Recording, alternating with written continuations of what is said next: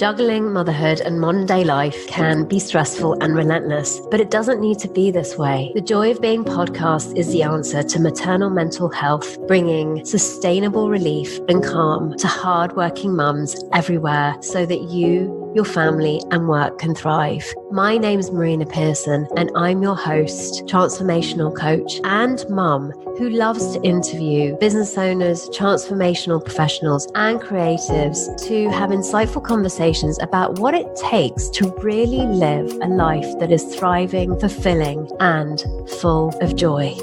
And today I've got some amazing news. You can now order your very own version of the Joy of Being book, supporting hardworking mums to stress less and live more. If you're the type of mum who is struggling with the burdens of motherhood or modern day life, then this will be a perfect book for you. If you're curious, you want to know more and you want to see what's up with that book, you can do so at www.marinapearson.com/book. So welcome everybody. Today I have the beautiful Farah Halabi. She's a certified inside-out coach who helps stressed-out mums discover their own unique awesomeness to lead them to parent in peace, not in pieces. And I can really resonate with this. And if you're listening in, I'm sure you can too. It just seems like sometimes we are in pieces, right, when we are parenting. But she's managed to actually find a way to do this in a peaceful and loving way. And the reason why I reached out to her was because I read a really cool article that she wrote about fussy eaters and how there are no fussy eaters and how we as parents can actually move beyond that label and experiment with our kids, especially when it comes to their eating.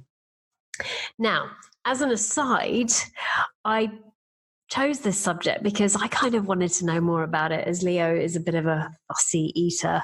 But during this podcast episode, we discussed how we can move beyond the fussy eating, ideas that we can throw out in terms of how we can make it fun for them, and a whole bunch more.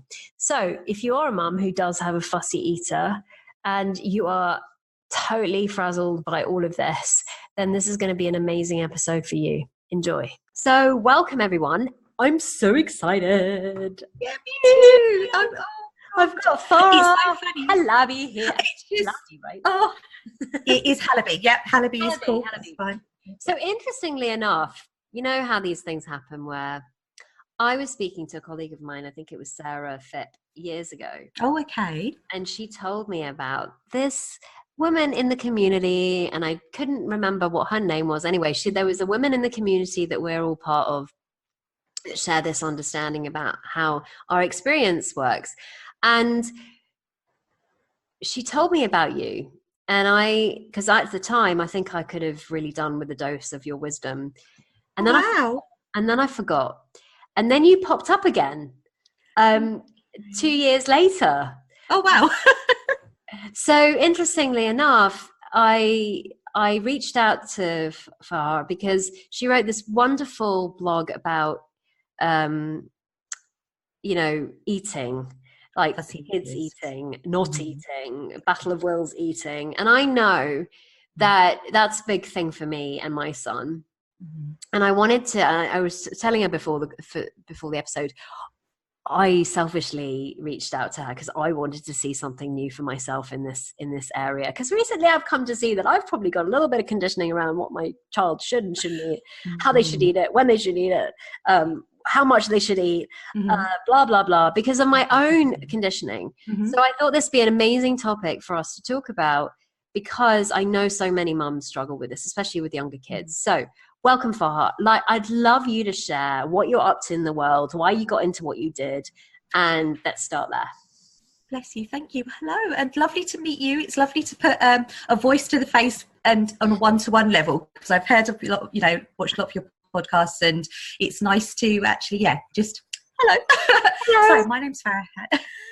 Sorry, I'm really excited. I don't know. It's like right. My name's Farah Halabi, and I'm an inside-out parent coach. That sounds really poncy, doesn't it? But yes, it's parenting from the inside out, and it's just an understanding to help mums really uncover their own awesomeness, because I think we were talking about this earlier about how there's a lot of expectation, there's a lot of self-doubt, there's a lot of things that we feel that we should be doing, and every time that we're not hitting these imaginary milestones, we just get lower and lower and lower. And so I was one of those mums. I used to fly for a living. I was cabin crew for the world's favourite airline for a long time, and I took redundancy from the job to be a stay-at-home mum to my now 4 children. And it was a bit of a shock to the system, let's just say. It's not what I thought it would be at all. I don't know if I thought I was going to be some kind of Mary Poppins figure or some kind of Mother Earth, Mother Nature figure, but I was the Hulk in a hijab, basically. I just really just turned into this awful person. So yeah, I started on a journey for, my own self, came across this understanding, and it helped not only within my parenting, but within, every aspect of my life, really. But it really led me to really want to. I got to the point where I really thought that my children would be better off with other people. So I made a list of the people that I was going to give my children to, because obviously I was so rubbish, they couldn't be with me. Wow. And at that point, it was a real wake-up call, because, it was just not a good place that I was in. And then, thanks to God, this understanding literally fell in my lap, really. And it's been a wonderful journey since. And so now I just hope that I can help other mums really uncover their own awesomeness, really, because we've all got it within us. Yeah, I can really hear that, because I remember thinking the same thing. In fact, when Leo was about 1, it was literally like, actually, he's better off with other people right now, because I can't actually deal with this at all. The crying, the no sleeping, I was just absolutely exhausted. Yes. So for any of you mums out there that are listening to this right now and you're in that place, it's all good, because there is a solution to this, which is what we're going to be talking about today. So I know that there are other episodes you can listen to where we also talk about this understanding. But today I really wanted to focus on this whole piece of the eating. Mm-hmm. So it's interesting to me, because you picked on that particular piece to write this blog about, and I'm curious where that came from. I'm curious about why it was a topic that you felt that needed to be uncovered, explored. There are lots of reasons, I suppose, but eating really was an issue that it seemed to be one of those things that suddenly sprung up on me as a thing that I needed to be in control of, or that defined the type of mum that I was. It's like, if my children eat a balanced, healthy meal, they eat up all of their dinner, they have good table etiquette and manners, and, it's like a tick list on the job of good mumming for that day.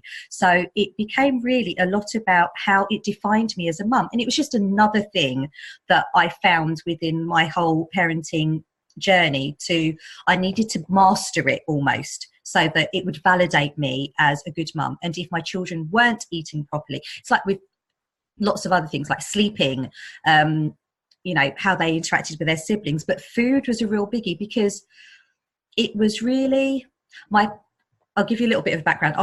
My parents are Mauritian. My husband is half Palestinian and half English. We have various different food likes and dislikes.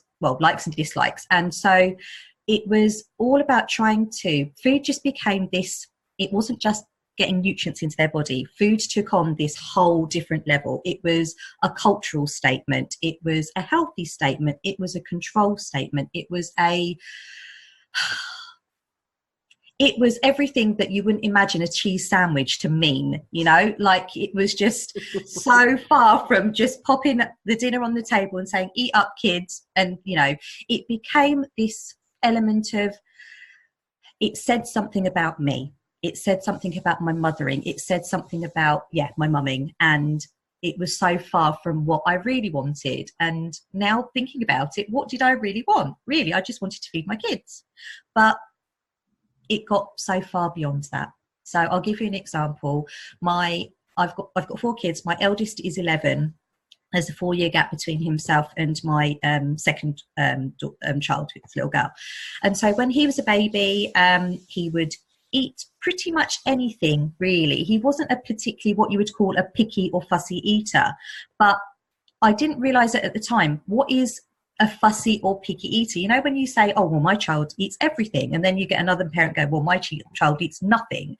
And you're like, well, really, do they eat everything? And what does that really mean? You know, you'd wear it as a badge of honour. You know, you'd go to a restaurant and, you know, you've got the kids that are sitting there fighting with their parents, not wanting to eat anything, and ended up ordering, I don't know, something really basic off the menu. Then you've got a child that's sitting there with, you know, hors d'oeuvres and, you know, canapes and, you know, was really... And like cucumbers and tomatoes. And you're like... Why does my child not eat that? Well, and then you've got comparisonitis, and you're like, you know, your kid's sitting there, you know, refusing to eat anything, and then you end up getting a cheese sandwich or a portion of chips or whatever it is. You know, you go to foods and you just think, wow. But really, what does food mean? Because that in a restaurant, you've now taken it away from just wanting to get nutrients into your child's body. You're now showing your child's eating prowess off as something that's about you. Like, my child eats everything. You know, my child eats olives. My child eats, you know, all of these weird and wonderful things. But ultimately, you're not really praising your child's ability to, you know, to imbibe all of these lovely things. It's like, look at my kid.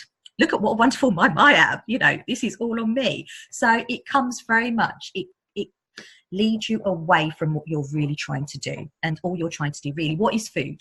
What is food? What do we need? It's fuel. It's fuel for our bodies. So whether you get that fuel from once or twice a portion of chips, or if you know, manage to get a little bit of lettuce into your child, you know, great.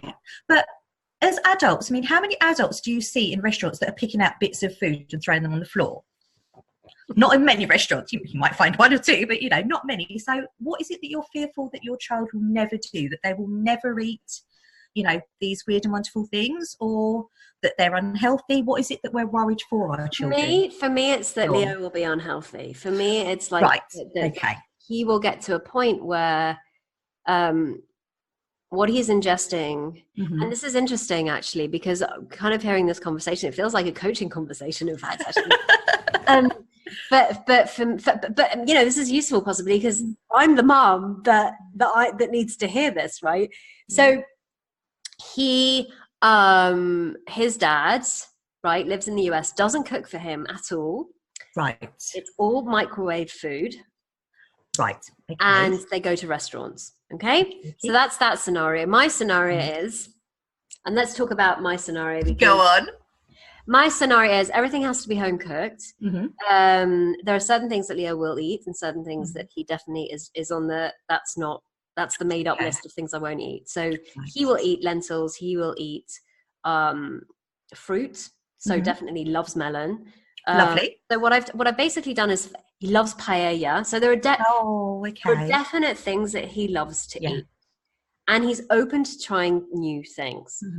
But when it comes to greens, when it comes to raw, when it comes to tomatoes, or it comes to lettuce, or it comes to cucumbers, or anything that's green, got any green in it, then that's it. Right. Happening. So that's one of the things I kind of have had to let go of and go, okay, well, what's an alternative to green? And then the second thing has been him asking me to make something. Yep. This, yes. And it comes and he's like, no, I don't want that anymore. Now, that I've got the green bit sort of over there, okay? Because when we're at a restaurant, that costs me money. So anyway, there I am sitting there with this going on. So yes, Far, what do I do? So you've gone from green, and then the red mist then suddenly comes down with regards to, you know, you've ordered this, you've told me you want it. What's going on now? And children are bizarre, aren't they?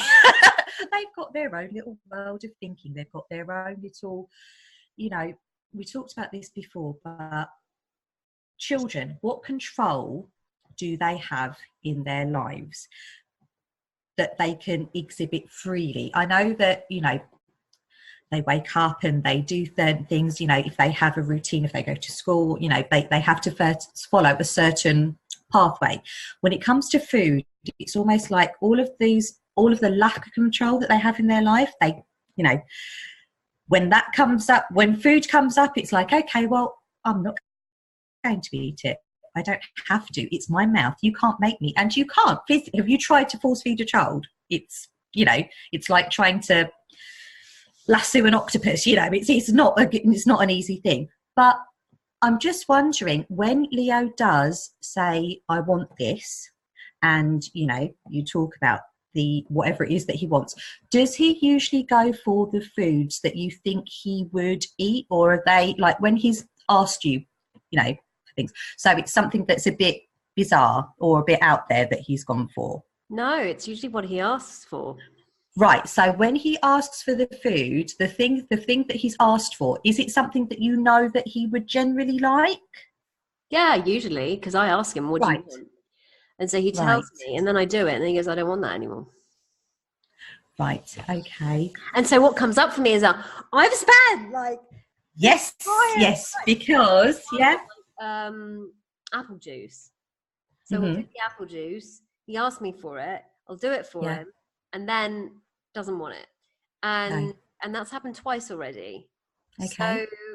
So that's interesting to me. Does he not drink anything then? Do you offer an alternative? I'll offer alternative, give him water, whatever, you know. Okay.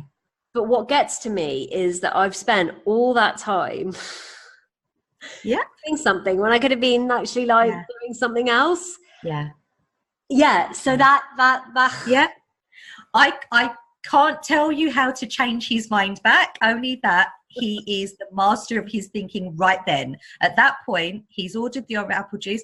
You know, does he, I know you said that he goes to restaurants a lot with his dad, so is, you know, that's not a weird scenario for him. It's not like, oh, this is, you know, out of the ordinary, this is kind of like a treat, or this is you know, something not quite special, but you know what I mean, it's part and parcel of his everyday life. So it's not like he's overexcited and kind of like, oh, I'll have this and this, and then when it comes, you're like, no, actually I don't want it. So it's something that you know that he will like. At that point, he may very well have just changed his mind, but his changing his mind for that means nothing to you. Obviously, it's just he's changed mind, but for you, it means money that you've spent. And it's like, you've just asked me for it. What's going on? It's not, you know, it's just like, hello. But again, it's separate realities, isn't it? It's like something that he wanted at that time, he doesn't want it anymore. I know that sounds really kind of, well, blasé, but that's the truth of it. It's as simple as that's it. Have you ever ordered something when it comes in front of you, like, wish I'd ordered something else, but because you paid for it? Well, really? Are you? Yes. Okay. I get jealous about what somebody else has ordered. But food envy, definitely. I do that all the time. It's like when I go out with my husband, I'm like, okay, you choose something really different, and I have something really different. Then I can nick a bit of yours. It's like, no, just choose what you want and eat it.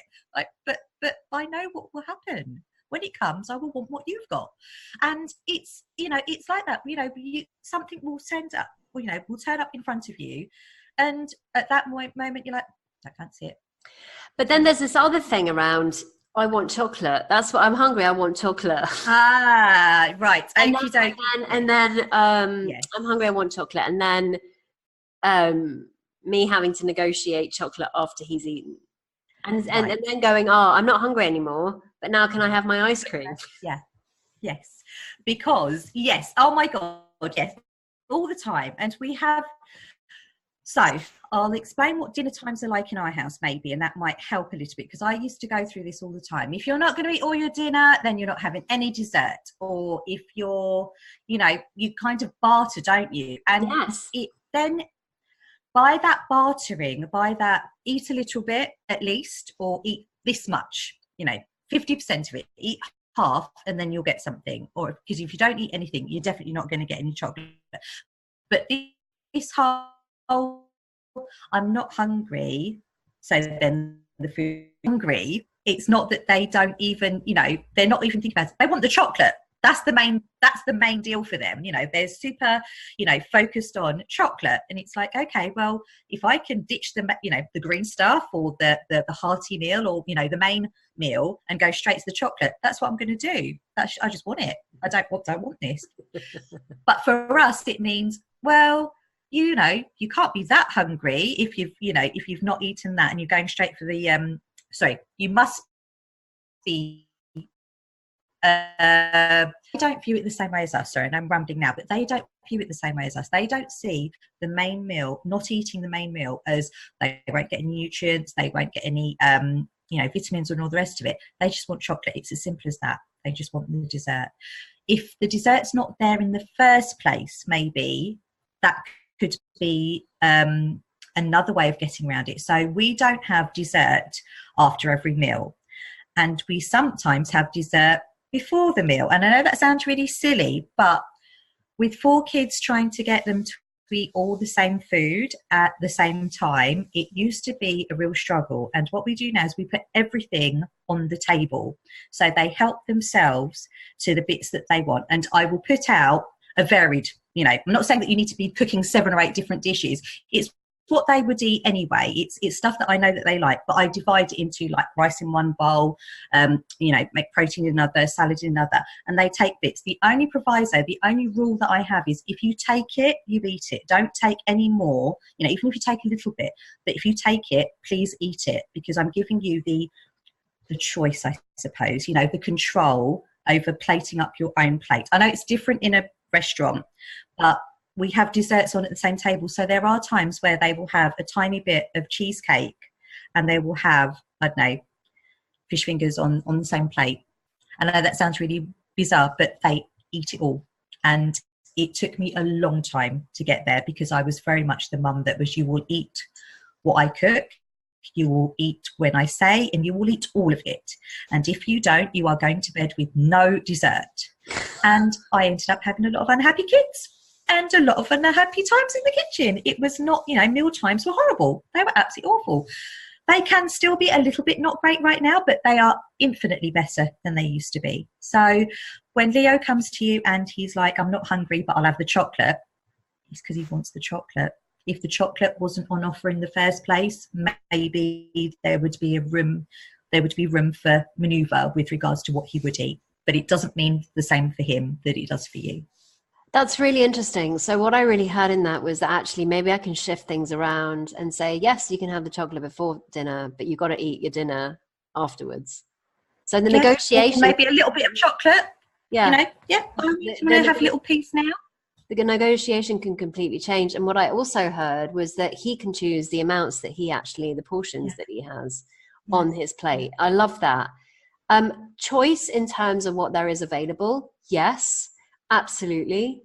Because usually I usually do something different for him. Mm-hmm. Right. Okay. Why is that? Let's have a look. Why is that? Is it because you think he won't? Yeah. There are things that I definitely won't eat, that he likes to eat. Okay. But that's okay for you. That's okay for me. I'm all good with that. Cool. And because I realize that, there are certain things like baked beans. It's just not really my gig. But I know Leo likes them. So, okay. Right. Okay. I know he loves rice. Sometimes I don't want to eat rice. So there are definitely things that I know that there are times where he does eat what I've made, because I know everybody will like it. There are other times it's very specific. There are times that he eats and then he wants some of what I have. So I'm quite fluid in that way. Lovely. Okay. But what I love about what you've said is what resonated for me was, what rule do I have about him not eating? Maybe it's the fear that if he eats the chocolate, he won't eat his dinner. And so then he won't get the nutrients that he needs. It changes a bit, because if you've already given him a little bit of the chocolate, you're on a great footing already. It's like, wow, okay, cool, I've got this. Right. There's an openness. It's like, definitely. Yeah. Right. And so I find myself also, which is really interesting, kind of going, he's only taken 3 mouthfuls, going, have 5 more and then we're done. Right. Love that. We've all been there, haven't we? It supposes that we know how much will fill our child up. I know. Doesn't it? And it's like, how do we know that 5 mouthfuls is going to be the optimum amount of food that he will need to eat to survive? 5 mouthfuls is it? Or, have just 1 more mouthful or just 2 more mouthfuls, and that will be okay. Because it's not, what we're saying is it's okay for us. That's significant and that's not significant, sorry, that's enough for me. I know that if you eat 2 mouthfuls, you've got something, or 5 mouthfuls, you've got something at least to keep you going. I feel like, you know, I'm doing a good job here, it's fine.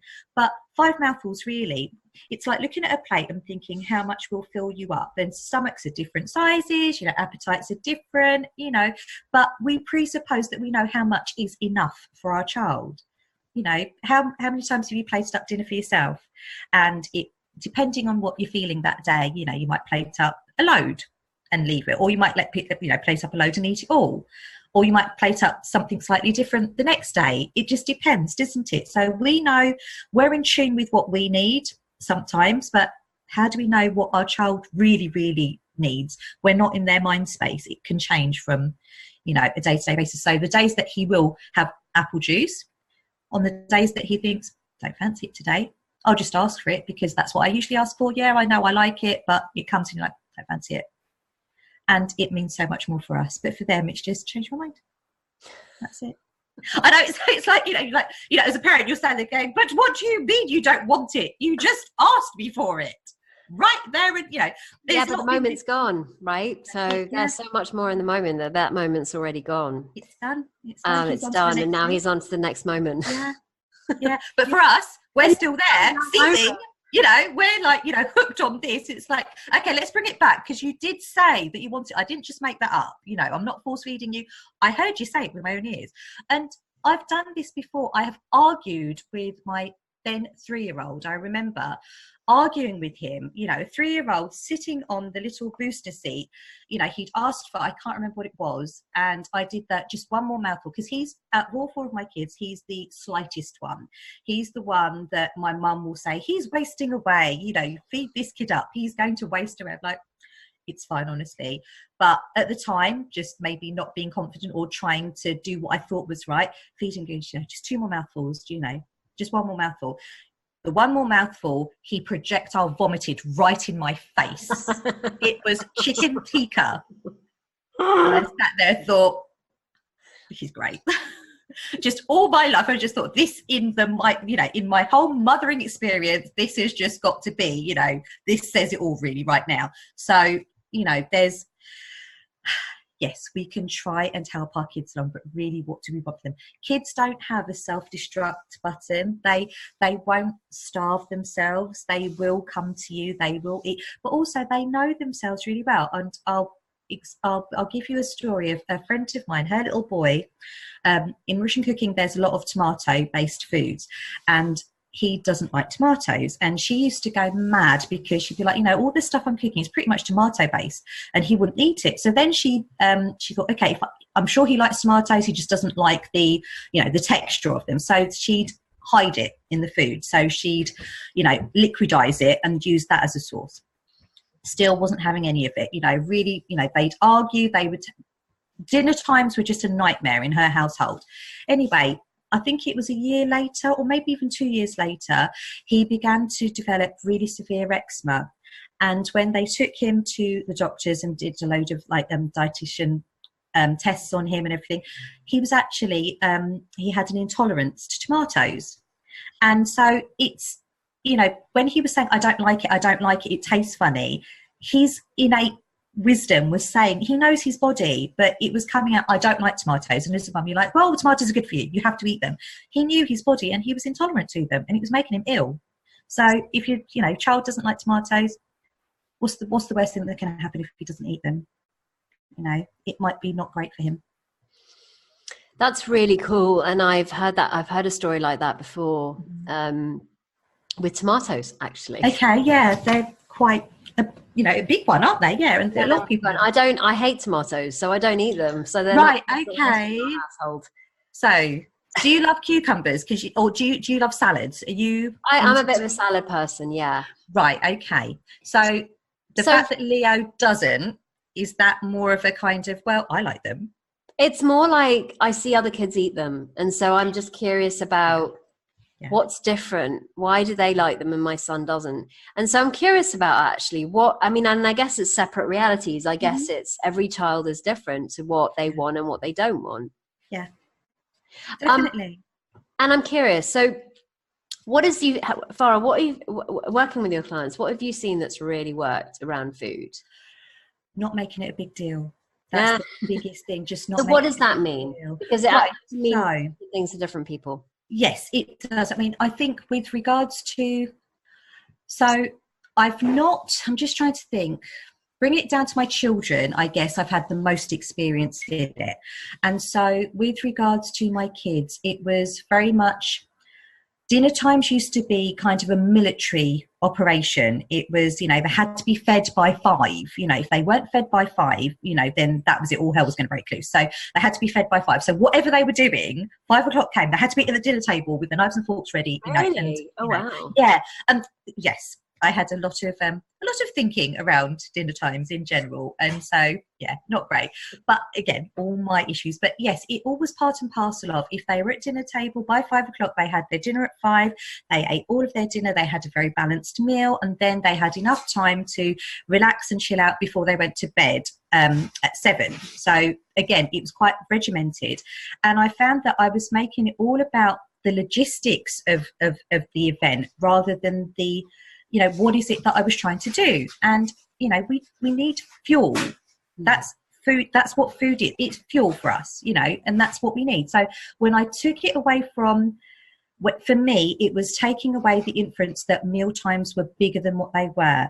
So now I'll give you an example of now what happens. They help me lay the table. We talk about their day, and then I tell them, some of them help me cook, some of them help me, prepare. They will all help me bring the stuff over to the dinner table, and we'll be chatting as we're doing it. So it's not, like ringing this bell, 5 o'clock dinner time, eat up, grubs up, that's it. You have to eat all of it. And, like barking orders at them, which I used to. I was, oh my goodness, I don't even know why I'm telling you this, because I'm not putting myself in the best of lights here. But, I used to be that kind of military mum that everything had to be done a certain way.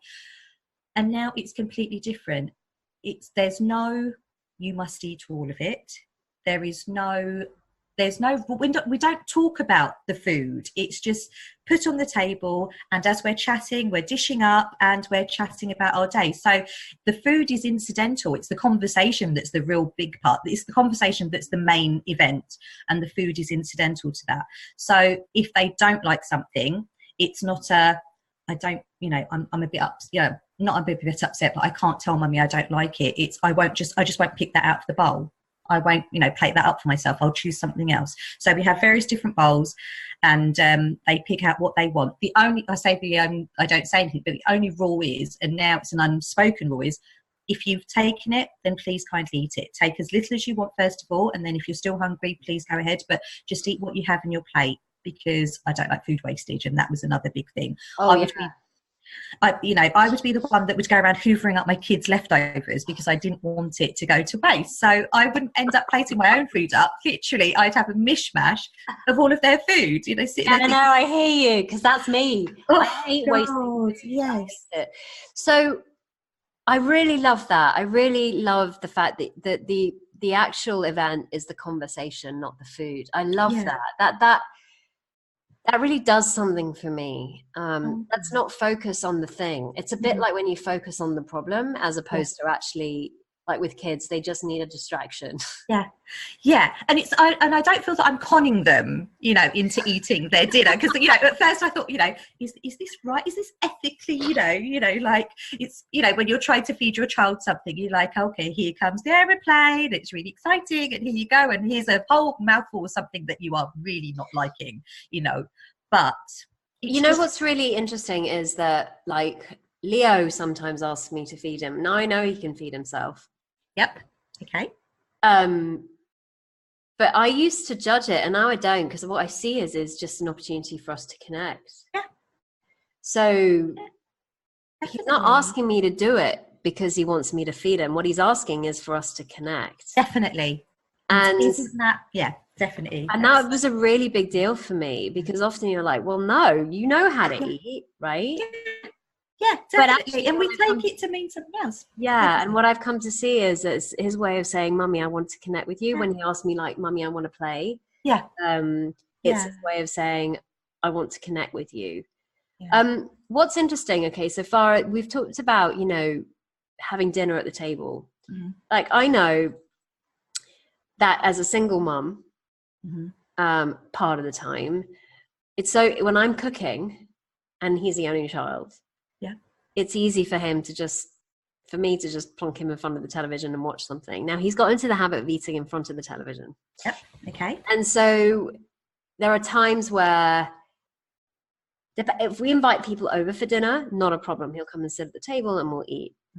But when it's just him and me. So what's so wrong with that? But exactly, like, I'm just curious. I'm really glad you said that, because there are parts of me that go, ooh, and then there's another part going, oh, well, just like how it is.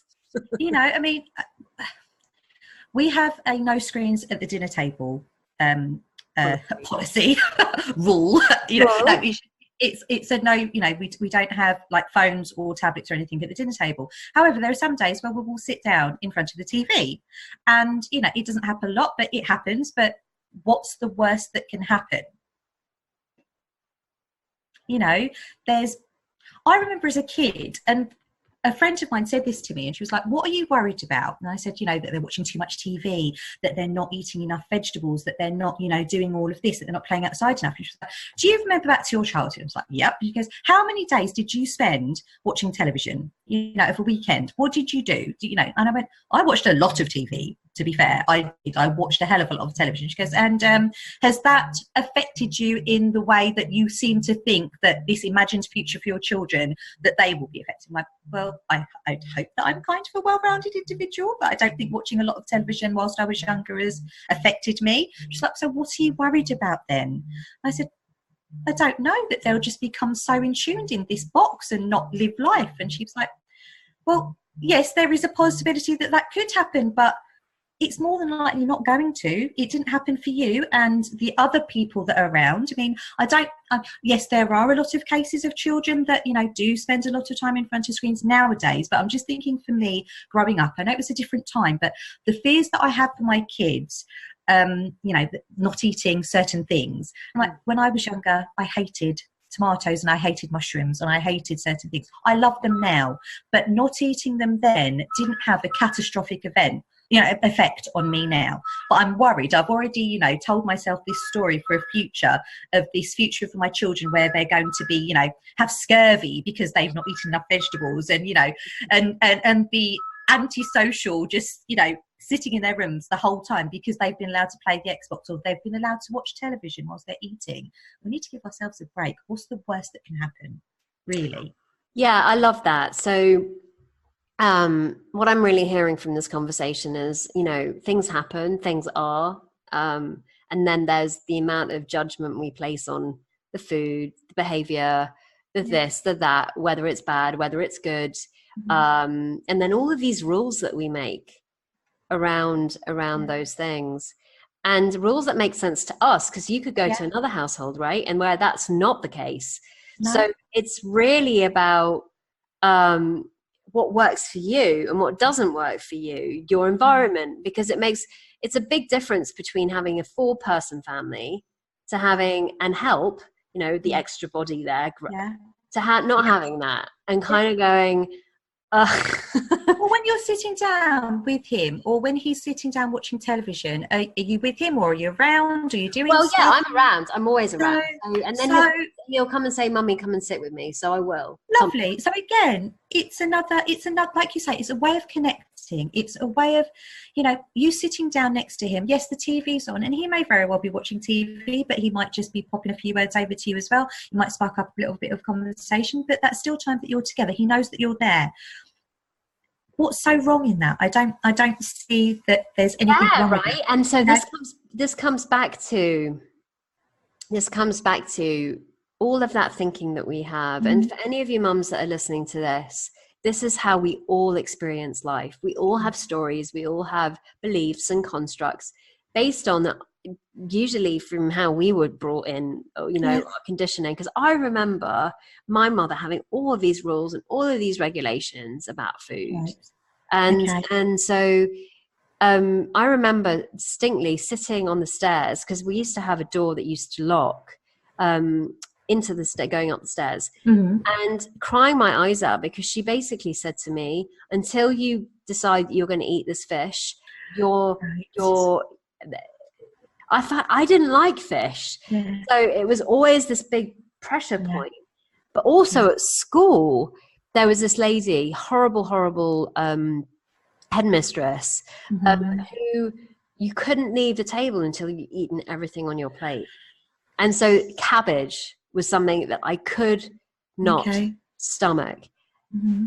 I regurgitated it one time, and she made oh no, she made you eat it. Oh, eat it. So I had a bit of an unhealthy like relationship with food. So that really kicked in when I was about 13, 14. When so did food be control for you then? Yeah, massive. Yeah. Right. So I became anorexic. I was anorexic for years. From my mother, she was a ballerina, so she hardly ate anything. Right. So there was this stuff going on at home that was not said per se. But there was a lot of rules and things, and can't eat this, and it has to be super healthy, and and so over time, with this beautiful understanding, I've got over from my eating disorder, but also I've got a lot more relaxed around food. Like I couldn't eat certain things, and now I eat pretty much everything. For me, it's turned from a place of addiction or a place of control into a place of health. Yes, more than anything else. And but which is fine. It's just a question of, now that is the space that I'm in, how that comes out in terms of the way I'm seeing it for Leo. Yes, for him, it's not a thing of health. It's a thing of, I need this right now. I'm hungry. What do you have to give me? Yes, and kids they're very clever, aren't they? They don't see the whole politics behind food, the whole control, the whole, the whole issue. They don't see it. They just, rumbling tummy, feed me. And yes, they're going to have an inkling or, kind of a preference maybe. Some children prefer sweeter stuff, My 3-year-old daughter, my youngest daughter, when she's hungry, she'll go, "Mummy, I need olives right now." And she'll have the really really soury type olives as well, the black olives, and she'll sit there and she'll just eat them like they're going out of fashion. Whereas my eldest one, he's already told me that he's allergic to fruit and vegetables. He said, "I have a condition, Mum. I am allergic." Really, but it's just what they will want, but I think it's also what you.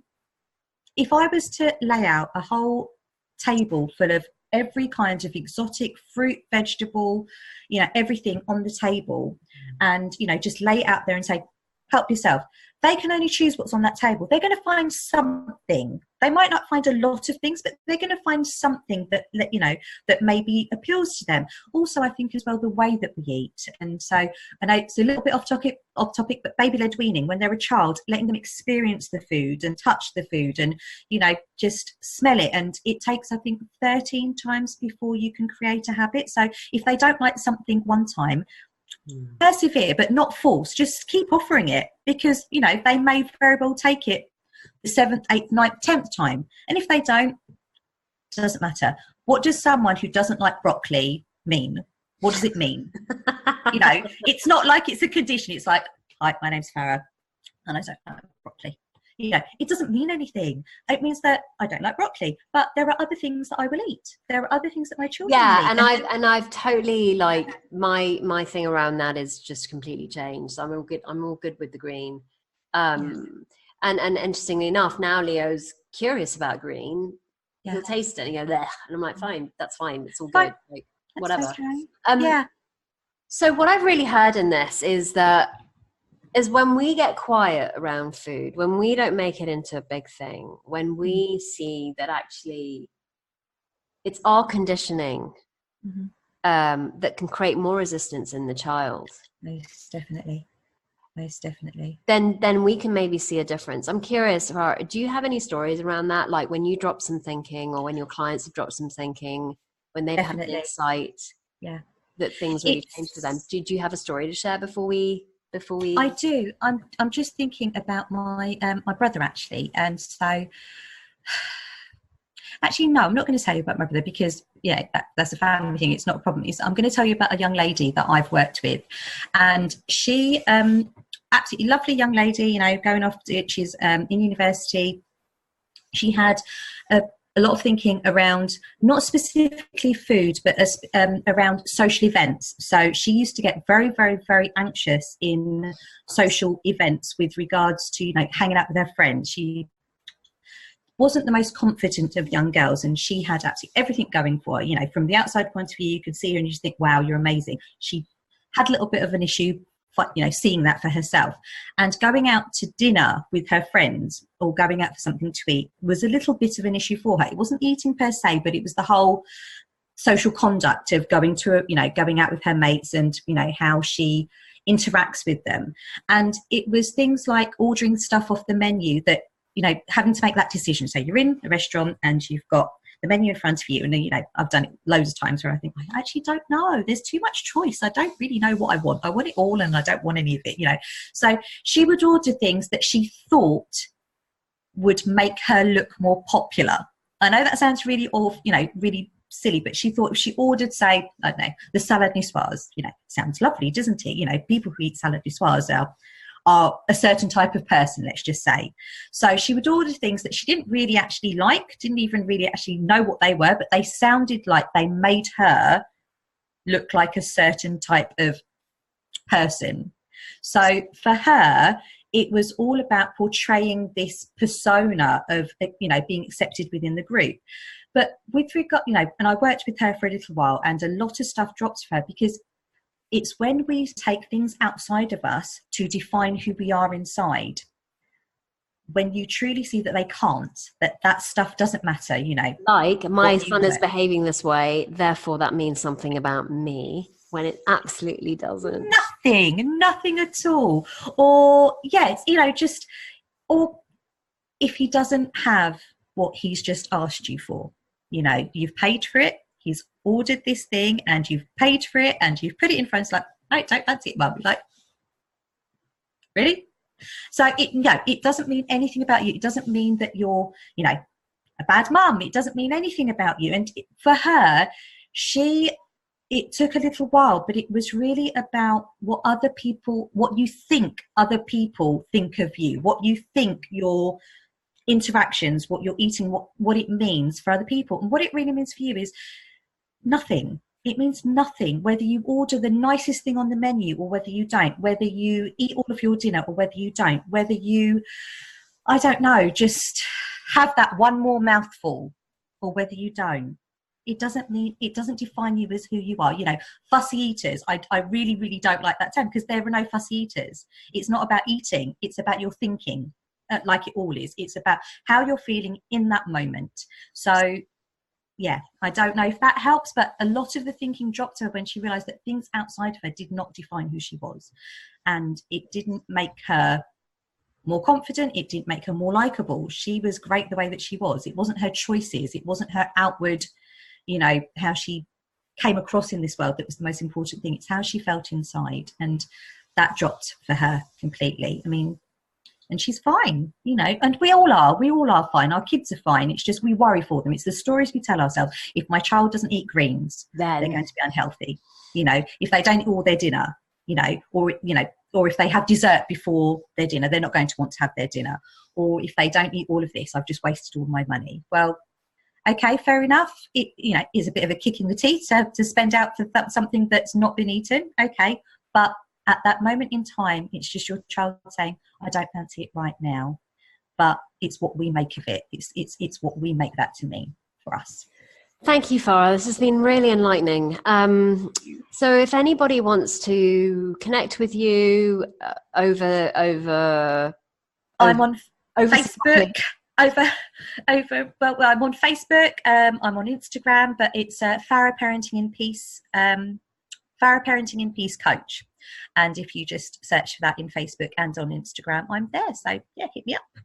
Wonderful. Well, you know, what I really got from today is that it's really about what works for you as a mum. There are no rules, and everybody's, you know, experience is going to be different. And the more we attempt to push this on our children, the more resistance we're going to get. And what I really heard was that actually you can get creative with it, right? Yeah, definitely. Yeah. Go to places you didn't think you would. Yeah. Offer them choice. Yeah. Get them to use their portions. Mm-hmm. Change things up. Yeah. But don't make, and I love that the actual event is about the conversation versus the food. I love that. To me, that's was what they will get. Yeah. Yeah. No. I mean, don't get me wrong. There are times when it's not, it can be about the food, but mainly if it's taking a step back, it's letting go of things and not making it an issue. But like you say, it makes sense to me. Like, you can either ignore the mosquito bite, or you can go and scratch it until it bleeds, and then worry about the fact that now you're going to have a scar or whatever. Yes. So you can really focus on it, or you can actually make it as part of something else. Yeah. But to understand that it's ourselves that is creating that. So yes, please, like if you're having any issues and you want to know more about Farah's work, then please hit her up. And so thank you, Farah. Until the next time. Bye-bye for now. Take care. Bye. And there we have it, another amazing episode of The Joy of Being. If you enjoyed this podcast, you may well enjoy the book as well. You can either download a free chapter, www.marinapearson.com/chapter, where I go into much more depth into how we can create more time and space as mum. And if that doesn't fly and you're more curious about getting the entire book, then you can do that too at www.marinapearson.com/book. Until the next time, remember, you are the joy you seek.